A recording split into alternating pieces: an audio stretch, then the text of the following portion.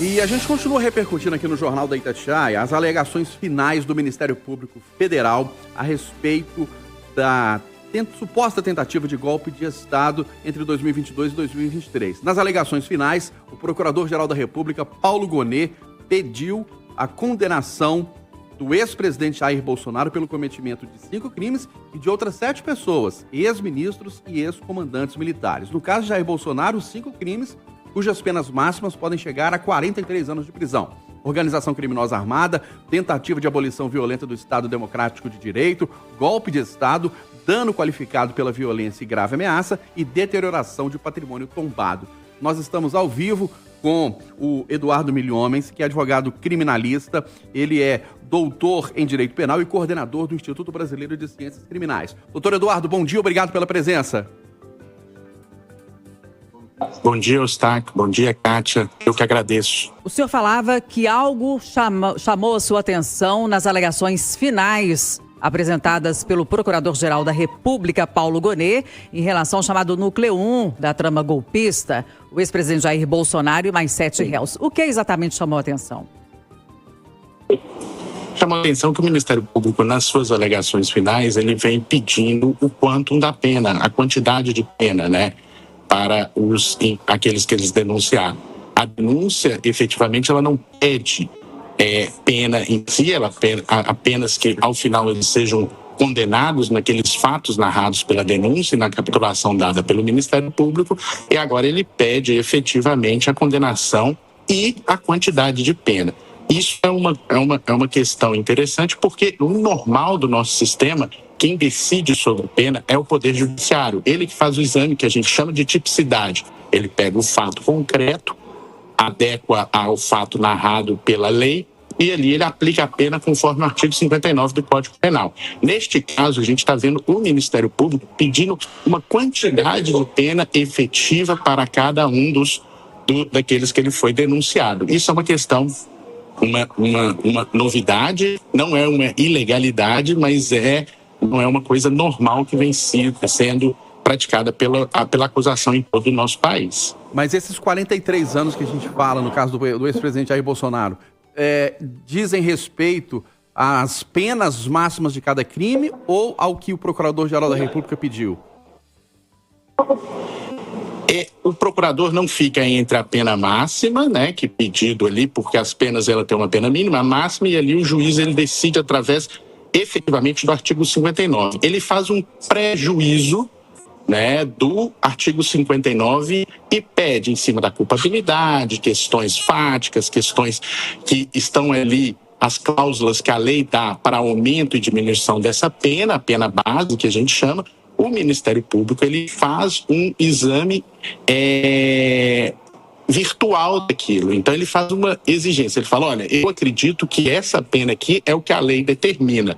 Ele está pedindo ao judiciário que siga isso, mas o judiciário, né, não efetivamente, ele não fica distrito a isso. Ele pode decidir para mais ou para menos. Mas o procurador de justiça, ele está pedindo efetivamente, fazendo um exame prévio das questões do artigo 59. Isso que é uma inovação, uma questão nova que vem sendo praticada aí nesses casos do 8 de janeiro. Se Bolsonaro for preso, quando isso pode acontecer? Agora a gente tem as alegações finais das defesas e posteriormente isso vai para julgamento. E depois a turma vai se juntar e vai julgar estes fatos efetivamente. Cada um dos ministros vai dar o seu voto. A partir daí, abre-se o espaço para, em 2 dias, haver embargos de declaração. E estes embargos de declaração vão ser novamente julgados se alguma omissão, obscuridade existir ali naquele acordo. Eu acredito que, como não existe prisão preventiva, ou seja, aquela prisão antes do trânsito em julgado da decisão do Supremo Tribunal Federal, o ex-presidente Jair Bolsonaro ele só poderá ser preso após o trânsito em julgado, que a gente vai ter algumas discussões em cima disso, até porque ele está sendo julgado pela turma. Se há ou não a possibilidade de recurso, o que a gente chama de tribunal pleno, que os 11 ministros do STF vão vão ser questionados sobre alguma irregularidade ou até mesmo sobre fatos que ocorreram ou não ocorreram nesse julgamento. Significa... Lembrando, Kátia, que o Supremo Tribunal Federal, a nossa lei, ela não foi feita para esses julgamentos dessa grandiosidade no Supremo Tribunal Federal. Então, vão haver algumas interlocuções, algumas questões que o próprio Supremo vai ter que decidir como que vão ser maleáveis esses recursos internos ali no próprio órgão. Aguardando o trânsito em julgado, pode ser que a gente veja o Bolsonaro recorrendo, se condenado, em liberdade, é isso?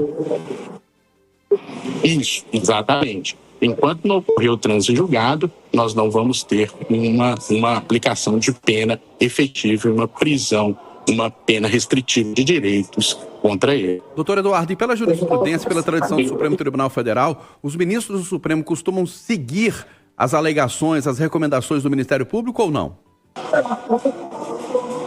Ali, eu até brinco que existe muitos estudos falando que às vezes a gente tem 11 Supremos, né, que são os 11 ministros. Porque cada ministro ele tem uma personalidade, ele tem uma pessoalidade, ele tem um jeito de julgar característico de cada um.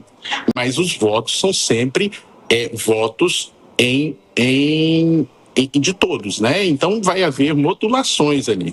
A gente vai ter que ver como que isso vai ser distribuído ali no Supremo. Vai ter ministro que vai aplicar uma pena a mais, vai ter ministro que vai aplicar uma pena a menos, vai ter ministro que vai absolver, vai ter ministro que vai dar uma irregularidade, outro ministro não. Então, tudo isso vai ser julgado e eles vão decidir entre maioria, entre 5 que vão votar ali na turma, eles vão decidir por maioria. Então, os 3-2, 4-2, 5-0, e aí a gente vai ver como que vai tecer, como que vai ser a logística que o Supremo vai dar para essas questões. Vão haver habeas corpus pro pleno contra essas decisões, vão haver recursos internos contra essas decisões.